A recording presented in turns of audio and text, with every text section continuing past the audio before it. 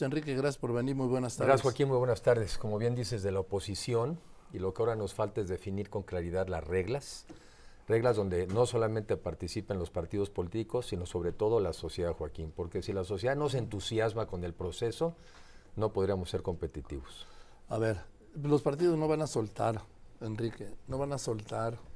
Si nomás ve qué personajes hay: Alejandro Moreno, presidente del PRI, Marco Cortés, presidente del PAN, y el PRD que está así chiquitito. No van a ir ni a la esquina con esos dirigentes partidistas. Los partidos son, yo así lo veo siempre y así lo platico con muchas personas, los partidos son una plataforma necesaria, son los que pueden finalmente firmar, pero los que tienen que asumir que está en sus manos, en nuestras manos, el destino del país son los ciudadanos. Y ese es un tema que sé que cuesta trabajo porque mucha gente justamente reflexiona, pues no es posible, la tendencia es otra. Pero les digo, es ahora o nunca. Y a mí lo que me preocupa... ¿Por qué es ahora o nunca? Porque yo creo que nos quedan 13 meses, menos de 13 meses, para rescatar al país. Yo veo un país que se deteriora a una velocidad muy acelerada y por otro lado, la mayoría de la gente todavía incluso muy contenta. Como si fueras a la guerra, como si estuvieras en un rastro, y la gente, ¿verdad?, va ahí todavía contenta y no sabe que lo que está en juego es su vida y su futuro. Datos. Tenemos hoy, por ejemplo, 4 años sin crecimiento económico. Y dirán, oye, pues el COVID, todo el mundo hubo COVID. Sí, nomás que también hubo COVID en Colombia y creció 14% la economía. En México, cerca de 800,000 muertos por un pésimo tratamiento del tema del COVID. Tenemos más de 45 millones de recetas del sector público no atendidas por falta de medicinas. Tenemos un nivel de homicidios en México, 28 por cada 100,000, parecido al de Colombia, pero después de venir ellos de una guerra. Y yo lo que veo es un país que se deteriora. Y Joaquín, en el mundo de hoy, el que no avanza se atrasa. Porque además el mundo cambia a una velocidad exponencial. Eso era antes. Antes era el que no avanza se atrasa. No. Aquí el que no avanza desaparece. Yo creo que sí. Y ese es el riesgo en el que estamos los mexicanos. Y a mí me preocupa ver a veces un cierto nivel ya de conformismo, porque creo que han logrado achatar las expectativas. Nos han hecho como que pensar que con poquito se puede y que la vamos a librar. No la vamos a librar, porque el mundo está avanzando, el mundo se está transformando, los robots están sustituyendo a los trabajadores y nosotros, ¿qué estamos haciendo para defenderlos? ¿Cómo lo estamos capacitando? ¿Cómo está creciendo nuestra economía? Por eso yo digo, 13 meses, menos de 13 meses para salvar a México. ¿Y si no lo salvan? No, bueno, a ver, me parece que sería lamentable que esta generación de mexicanos no hubiéramos estado a la altura del reto y de las oportunidades. Déjame también hablar de las oportunidades, porque también hoy hay condiciones que quizá no había hace algunos años. Hoy, tú bien lo sabes, este conflicto entre China y los Estados Unidos significa que podríamos estar recibiendo miles de millones de dólares y de pesos en inversiones en México. Hoy recibimos inversiones las mismas que recibíamos hace 10 años, cuando no había ni siquiera este conflicto entre China y los Estados Unidos. Otro tema que no existía hace 10 años es el tema del cambio climático, que es uno de los problemas más graves de la humanidad. Pero ya ves que el presidente ha dicho, a ver, que dónde la otra mitad del cambio. ¿De cuál? Del ambiente, sí. ¿Del medio ambiente? Del otro, sí, ¿dónde está el otro medio ambiente? Pues ha de ser difícil de explicárselo. Pero el tema es que sí sabemos todos que hay una crisis de cambio climático en el mundo, está aumentando la temperatura y ya lo vemos. Tenemos una de las causas más importantes de la emigración, tanto de mexicanos como centroamericanos, es ese tema. Entonces, México podría aprovechar eso para volverse una potencia generadora de electricidad a partir del sol, del viento. Y ayer entrevistaba a alguien que me platicaba también del tema del hidrógeno. Bueno, y nada más ese sector podría estar produciendo o generando más de 1 millón de empleos para los mexicanos al año. Yo veo un país de oportunidades perdidas y me parece que los mexicanos de esta generación no podemos dejar pasar esto. Se nos va el país, Joaquín. El presidente dice que la oposición está moralmente derrotada. Bueno, a hablar de moral, este gobierno ya no puede hablar. Porque nos habían dicho que incluso iban a ser diferentes, entre otros temas la corrupción no iba a existir y yo creo que es uno de los gobiernos más corruptos de la historia de este país. Y además son unos cínicos, porque incluso usan frasecitas como hay 100 millones, ni siquiera es tanto, ¿no? Entonces, no es corrupción, le llaman aportaciones. A ver, de moral no puede hablar. A mí me parece muy inmoral, venía reflexionando. Me parece muy inmoral un gobierno que podría estar ayudando a 55 millones de mexicanos a salir de la pobreza y no hace nada para hacerlo. Eso me parece inmoral. ¿Sus programas sociales? No, los programas sociales y con los cuales además no habría que reducir ni un peso, pero son un estate quieto, son un estate tranquilo, un confórmate con lo que te doy. Es convertirte de ciudadano en cliente, es quitarte la dignidad. Entonces, me parece un gobierno absolutamente inmoral, el que teniendo en sus manos ayudarle a los mexicanos a salir de la pobreza y el hambre, que lo que está haciendo es convertir a ciudadanos en clientes. Eso es inmoral. El presidente ha hablado de la pobreza como una reserva política. Sí, de los pobres. Y yo creo que ya lo dijo y por eso creo que la gente tiene que no interpretar al presidente, no simplemente leerlo.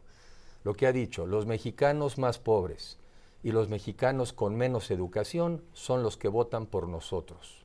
Luego entonces, ¿cuál es el incentivo que tienen ellos de que haya mexicanos mejor preparados y con un mejor nivel de vida? Ninguno, no lo dijeron, no hay que interpretar. Los quiero pobres y los quiero sin educación. Ese no es el México que nos merecemos. México tiene muchos rezagos que no los hizo este gobierno, que son el resultado también de rezagos acumulados, pero tenemos hoy en día la oportunidad de ser un mejor país. ¿Por qué lo vamos a perder? Pues porque te repito, pero el presidente de la oposición está moralmente derrotada y en el improbable caso, como dicen los sobrecargos, de que la oposición ganara, jamás lo reconocería. Pues ese sería problema de él, pero en el muy probable caso y además en el seguro caso de que habremos y estaremos personas trabajando por rescatar este país, vamos a estar preparados para lo que se ofrezca. Oye, ¿qué van a hacer? ¿Van a tratar de desarticular al INE? Sí. Entonces nos moveremos como ciudadanos para ir a cuidar las casillas, para ser observadores internacionales y defender el voto. El presidente inició ayer la campaña electoral, pues utilizando los programas sociales como llamado al voto. No sé si lo viste. Quieren más programas sociales, ya saben por quién votar. Quieren más corrupción, ya saben por quién votar. Quieren apoyos, ya saben por quién votar. Quieren que regresen los rateros de antes, ya saben por quién votar. Y declaró que va a obtener con su plan C la mayoría calificada en el Congreso en las elecciones de junio del año que viene y que en septiembre enviará como reforma constitucional ya con su mayoría calificada, de la que habla, para disolver la Corte, eliminar el INAI, entre otras cosas. Sí, seguir destruyendo el país. Por eso creo, Joaquín, que el reto sí está en nuestras manos y lo que tenemos que hacer los que no estamos contentos con el gobierno actual es ya, en el mes de junio, a más tardar, en junio. El presidente ha dicho que va a disolver primero que va a construir la mayoría calificada en las elecciones de junio del año que viene, además de ganar la presidencia. Qué bueno que no pudo en el 21, porque como no pudo en el 21, gracias a eso paramos una pésima reforma energética que le hubiera hecho todavía más daño al país, porque de energía no entiende nada en un mundo cada vez más eléctrico. Gracias a que no tienen la mayoría calificada, no pudieron pasar una reforma electoral, que también es un desastre. Yo me pregunto por qué la gente piensa que se siente tan fuerte el presidente. Si estuviera tan fuerte, ¿para qué anda queriendo quitar al árbitro? Si se sintiera tan fuerte, ¿por qué anda amenazando todos los días y así tanto aspaviento? Yo si me sintiera tan fuerte estaría tranquilo ahí, estaría ahí sin tanta bronca. Yo creo que es el presidente más fuerte que he visto, ¿sí? ¿Puedo hacer un reclamo? Sí. Luego dicen que es muy poderoso. Eso no es poder. Poder es ayudarle a 55 millones de mexicanos a salir de la pobreza. Poder es que no haya habido ya 153 homicidios en tu país. 153,000. 153,600. Sí. Poder es tomar en cuenta el entorno internacional para que suba y prospere tu economía. Eso es poder. Lo demás es vanidad y son payasadas. Yo no he visto un gobierno más poco poderoso o incluso impotente que el actual, porque no puede nada. No le sale nada. ¿Y quiénes lo estamos pagando? Los mexicanos. 4 millones más de pobres, 800,000 personas muertas en el COVID por tener a un subsecretario inepto manejando el tema de la salud, los temas más importantes. Verdaderamente un funcionario incapaz que no merece la oportunidad que tuvo. Yo veo este gobierno francamente muy impotente. Pero a ver, la propuesta de la campaña que inició ya desde Palacio, ¿sí? Para tener la mayoría calificada. Pues es lo que está intentando, porque ya vio, a ver, ¿qué no tendría más habilidad He visto datos de algunos otros presidentes anteriores que fueron capaces de negociar con la oposición y sacaron reformas constitucionales. ¿Cuál es el problema? Desde 1997 el presidente en turno no tiene mayoría en el Congreso. Y creo que no dejamos de hacer reformas constitucionales. La política es también tener la habilidad, la inteligencia emocional de también lidiar con tus otros contrapartes y trabajar en beneficio del país. Pues eso es política. Pero él ha dicho que él no negocia. Bueno, pues porque con los truanes conservadores neoliberales. Bueno, truanes los tiene mucho de su lado, o sea que se ve que no hay un problema, que no le importan los truanes. Pero en la política se negocia, y se negocia a partir de buscar los beneficios del país. Pero regresando un poco a la parte nuestra, Joaquín, aquí lo que ya tenemos que hacer en el mes de junio es fijar las reglas de cómo va a ser el proceso de selección de los candidatos. Mira, eso mismo dice Marcelo Ebrard. Pues sí, pues coincidimos en eso. Él también está en un lugar, incluso yo la veo con más problemas, porque él tiene que convencer a una persona, porque allá están en el dedazo más viejo y más tradicional. Y aquí el reto, pero lo tenemos que cumplir, es ponernos de acuerdo para que sea un proceso democrático, equitativo y sobre todo muy ciudadano. Ahorita que estaba yo aquí para subir, estaban tomando un café, se me acerca un ciudadano y te empiezan a opinar de cómo debe ser el procedimiento y queremos ya ver las propuestas. La gente está ya desesperada de que quiere que arranquemos, porque nos ven atrasados. Ausentes. Atrasados. Ausentes. Bueno, ausentes porque afortunadamente no todos tienen la oportunidad de tener estos espacios, pero sí nos falta un procedimiento que sea atractivo. Y ese es el que va a generar el interés de los ciudadanos. Y ese va a generar también el interés de los medios de comunicación. Ahora, Enrique de la Madrid, ¿quién va a hacer ese procedimiento? ¿Alejandro Moreno con Marco Cortés? Tenemos que involucrarnos también los aspirantes, pues ni modo que fuera nada más como reglas. No, van a dejar, estos son los viejos periodistas y panistas. Hombre. A ver, Joaquín, yo aprendí que estas cosas no se piden, se arrebatan. El poder no se pide, se arrebata. Y aquí el tema es, vamos a fijar las reglas que sean honestas, que sean transparentes y que sean atractivas. Porque yo sí creo que es la última oportunidad que tenemos como generación de rescatar este país. Sí, bueno, van a poner las reglas y saben quién va a ser el árbitro, Alejandro Moreno y Marco Cortés. No, yo creo así que sean reglas divinas, estos las tuercen. Busquemos un mecanismo que sea aceptable y creíble para todos. Yo veo a los mexicanos muy preocupados, a donde voy los veo preocupados y realmente muy ansiosos de nivel de inseguridad, de los feminicidios, de la pobreza acumulada. ¿A qué sector voy? Ayer con un grupo de gente, por ejemplo, el sector agropecuario, la caída de los precios del maíz, el cómo venden ahora las cosechas, pues ya que se acabaron todos los programas que había antes para vender con certidumbre. Pues tú fuiste director de Financiero Sí, Rural, ¿no? fui el segundo director de una institución que estos ineptos acaban de quebrar porque no saben manejar nada, lo que tocan lo deshacen, y entonces están dejando al campo mexicano sin financiamiento. Ay, pues a ver, no importa, tendremos programas sociales. Y si tú eres más pobre, no te preocupes, vamos a intercambiar tu pobreza por un programa social. Esa es la visión del país de hoy. Y por un voto, obviamente. Y entonces, esa es la visión del México de nosotros, ese es el México de clases medias al que muchos de nosotros aspiramos. Los mexicanos merecen y merecemos mucho más. El presidente ha dicho que las clases medias, que son corruptas, aspiracionistas, conservadoras, neoliberales, que él ya sabe que no cuenta con ellas y las ubica en 25 millones de personas. Según eso serían 25 millones de votos. Yo creo que las clases medias fueron las que le dieron al presidente el voto, le dieron su confianza. En parte fueron las que votaron en contra de los gobiernos anteriores, un voto de castigo, la democracia también sirve para castigar, y esas clases medias que le dieron la victoria al presidente ya no están con él. No están con él el mundo de la ciencia, la cultura, los burócratas, los intelectuales, muchos de los estudiantes que votaron por la idea del cambio ya no están con él. Entonces, como ya no están con él, entonces ahora sí les digo de lo que se van a morir. Sí, ya no están con él. Van a estar de este lado. La clase media, pero él ha marcado la clase media y la ha ubicado en 25 millones. Esos son sus números. El 70% de los mexicanos, si tú le preguntas a un mexicano cómo te clasificas, te contestan, soy de clase media. ¿Sí? No, pobre el de enfrente. Ese sí está bien fregado, pero yo soy de clase media.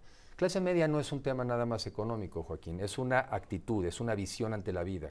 Y es aquellas personas que sabemos que a partir de nuestro esfuerzo progresamos y que no dependemos de un gobierno. Entonces eres aspiracionista. Absolutamente, me declaro culpable de ser aspiracionista. y que quiero un país mucho mejor para todos los mexicanos y para sus familias. Porque uno viene a la vida a tener la posibilidad de tener una vida digna, de autonomía, autosuficiente, a realizarte como persona y también a ser una persona feliz. Y a mí me preocupa que se esté tratando a la gente como si fuera una mercancía, y eso es tratarlos con indignidad. Sí, yo sí soy absolutamente aspiracionista. Oye, de ganar la presidencia, ¿te irías a vivir a Palacio Nacional? No, a mí me parece que eso es como de emperadores, ¿no? Eso de vivir en un palacio, ya de entrada vivir en un palacio seguramente como que te desubica algo. Yo creo que vivimos en una república, no en una monarquía, pero yo lo entiendo. Si actúan como monarcas absolutistas, pues también requieres un palacio y requieres una corte. ¿Quién es la corte? Los legisladores de Morena se comportan como si fueran cortesanos, más propios de Luis XVI que de una república democrática como lo somos en este país. Entiendo que haya gente que quiera vivir en un palacio, yo no. ¿Dirías a Los Pinos? Pues mira, preguntaría. Esa era la instalación que se hizo desde la época del presidente Cárdenas, sí, para vivir ahí, y por cierto, sí es residencia y son oficinas, pero preguntaría para no estar con el debate de si se puede o no volver a Los Pinos. Si volviera, además, sería con el compromiso de que se puede visitar. Tú puedes visitar la Casa Blanca. No sé por qué en México incluso no hemos hecho cosas como las hicieron allá. Hay ciertos salones en la Casa Blanca en Estados Unidos, son intocables a lo largo de la historia. Sí, sí. Y hay una parte pequeña, que es donde viven la familia, la residencia. Pero Los Pinos en su momento eran la residencia oficial de Los Pinos. Es de los mexicanos. Pero bueno, creo que todavía nos falta para eso, Joaquín. Bueno, ¿cuándo esperas ser candidato? Porque tú quieres ser candidato. Yo no quiero ser presidente, pero tengo que pasar por ser candidato. ¿Cuándo? Lo que vamos a exigir, porque aquí ya es de exigir, es que en junio tengamos las reglas y que estemos en finales de junio o a más tardar julio iniciando un proceso que consistiría en ¿qué? Yo digo, debates, ¿sí? Que la gente nos escuche, porque no es cierto que somos iguales. No puedes tener la misma narrativa de alguien que ha tenido la suerte de tener experiencia en el sector público, en el sector privado, en la academia, una visión internacional, que quizá otras personas que tengan otras experiencias. Entonces, que nos comparen y que al final del día la gente diga, me voy por esa persona porque es quien me conviene, a mí y a mi familia. Este no es un tema de simpatías, ¿no? Hay gente que dice, oye, es que fulano y tal tiene una gran popularidad. Eso no es un tema de simpatía, es a mí quien me conviene, y en el gobierno te conviene tener gente que te dé resultados, que te ayude a mejorar constantemente el nivel de vida tuyo y de tu familia, y que tengas una visión optimista sobre el mundo, porque mira, esta vida es la que tenemos, habrá gente que cree que hay otra, yo juego con que creo que nada más tenemos esta, y a esta hay que sacarle provecho. Ahora, ¿tú sí viajarías al extranjero, a diferencia del presidente? Absolutamente, entre otras cosas para ir por inversiones, porque hoy tienes este mundo, ¿verdad?, de conflicto entre China y Estados Unidos, pero que no nos llegue la basurita, que vayamos y escojamos las inversiones que necesitamos, porque los mexicanos necesitamos empleos, pero mejor pagados. Y por eso aquí escoger de qué sectores quieres. ¿Por qué no buscamos más, por ejemplo, sí el sector automotriz, pero donde diseñemos los coches? Vamos por las energías renovables, pero que requieran a nuestros ingenieros. Claro que hay que salir al mundo, sin complejos, sin miedo, con dignidad. Somos un gran país, 130 millones de mexicanos, con altura de miras, pero ¿para qué? Para beneficiar a los mexicanos. Hay que salir al mundo, hay más mundo que México y le podemos sacar provecho. Para el tema de salud, ¿qué planteas? Tenemos que movernos a un sistema de salud universal. ¿Como en Dinamarca? Sí, pero no el de 1500, es que nos quieren llevar los de actuales gobernantes. Dicen del de Dinamarca, pero no le han puesto el año. Un sistema de salud universal donde por el solo hecho de ser mexicano y mexicana tengas la misma calidad de salud. En el COVID, si tú te tenían que intubar en el IMSS, tenías 60% de probabilidades de morirte. Y si ibas a un hospital privado, 20. Es como una rifa. ¿De cuál te tocó? De 20 o de 60, inaceptable. Hoy en día hemos perdido 4 años de esperanza de vida en el país. Entonces, ¿qué? Un sistema de salud universal en donde tendríamos que ir evolucionando. No quiere decir que desaparezca, si fusiones, el IMSS, el ISSSTE, pero sí que cada mexicano sabe que puede tener acceso a ese servicio de salud. Y otra, que puedas incluso escoger algunas de las clínicas cercanas que estén, digamos, más cercanas de tu domicilio, y que utilicemos también el mundo digital para traer a través de nuestras computadoras y del mundo digital, también acceso a la salud en el país. En la violencia y la seguridad. La violencia, a ver, una economía que no crece está destinada a ser violenta, porque los jóvenes necesitan tener oportunidades y hoy no les estamos dando alternativas. Entonces, primero, una economía que crezca y crezca mucho. 2, instituciones fortalecidas, policías bien equipadas, bien entrenadas, con seguros de vida para sus familias, con vivienda para ellos, un sistema realmente de seguridad y de justicia bien pagado para que nos dé atención. Hoy en México hay 5 jueces por cada 100,000 habitantes. En Colombia, 20. En Alemania, 50. Hablamos mucho de seguridad y justicia, pero no le hemos puesto los recursos necesarios. ¿Tú disolverías la Corte también? No, claro que no. A ver, somos una república y además somos una federación. Yo digo, más municipio, más Estado y menos presidencialismo. El presidencialismo exacerbado de esta administración y en general ya del país es el principal obstáculo, ya no es solución. Más municipio, más estados y más ciudadanía. Y división de poderes y contrapesos, porque el poder tiende a veces excederse. Y por eso creo en un gobierno de coalición, Joaquín. Un gobierno de coalición es un gobierno en donde, como te ayudaron los aliados para llegar al poder, esos aliados tienen derecho a formar parte del gabinete y los obliga a escoger a los mejores y a las mejores mexicanas y mexicanos, a los más talentosos, como lo han hecho en otras partes de la historia y en México también. Un gabinete donde te sepas los nombres, donde te los sepas porque son inteligentes, porque aportan, porque discuten. Hoy en día en México yo no me sé el nombre de la gente del gabinete y seguramente ni vale la pena que te los aprendas. No aporta nada, no hay discusiones. Entonces un gabinete de verdad, entre otras cosas, para contener los excesos de un presidente que si llegara a decir, oye, voy a cancelar esa obra de infraestructura que es la más importante de América Latina, no, ese no fue parte de la oferta política, no lo puede hacer. Oiga, vamos a decidir si entra o no Tesla a México, y yo digo dónde. No, eso no está en sus atribuciones, para eso hay una federación. Hay que ponerle límites a este presidencialismo exacerbado, que no es poderoso, resultó ser bastante impotente. Tú tuviste el privilegio, sí, un privilegio en tu formación, ser hijo de un presidente, además don Miguel de la Madrid.